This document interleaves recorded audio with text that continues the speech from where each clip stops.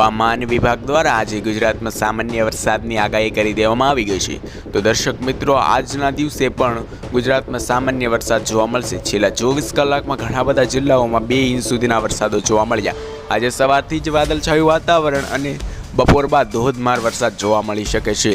તો હવે વરસાદના કયા વિસ્તારોમાં જોવા મળશે તેની વાત કરીએ તો સુરત, વલસાડ, ડાંગ, નવસારી, આહવા, નંદુબાર તેમજ કપરાડા, કપડવંજ તેમજ વડોદરા, દાહોદ, બળવાની તેમજ અમદાવાદ, મહેમદાબાદ, સાણંદ, ડુંગરપુર, ઉદયપુર તેમજ પાલનપુર, સિદ્ધપુર, પાટણ, અરવલ્લી, મહીસાગર તેમજ આપણે વધુમાં વાત કરીએ તો દાહોદ છે તેમજ પંચમહાલ છે।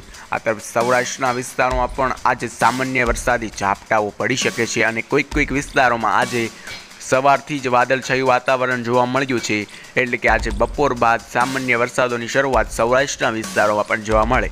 તો આપણે સૌરાષ્ટ્રના વિસ્તારોની હવે આપણે વાત કરીએ તો સૌરાષ્ટ્રના વિસ્તારોમાં છે બોટાદ છે, ભાવનગર છે, અમરેલી જિલ્લો છે તેમજ આ તરફ વાત કરીએ રાજકોટના અમુક વિસ્તારો છે તેમજ સુરેન્દ્રનગરના અમુક વિસ્તારો છે, વેરાવળના અમુક વિસ્તારો છે, જામનગરના અમુક વિસ્તારો છે, મોરબીના વિસ્તારો છે તેમજ આ તરફ વાત કરીએ તો મોરબી, જૂનાગઢના અમુક વિસ્તારો, ગીર સોમનાથના વિસ્તારો, આ તમામ વિસ્તારોમાં સામાન્ય વરસાદી ઝાપટાઓ જોવા મળશે અને કોઈક વિસ્તારોમાં 2 ઇંચ સુધીના વરસાદો પણ જોવા મળી શકે છે।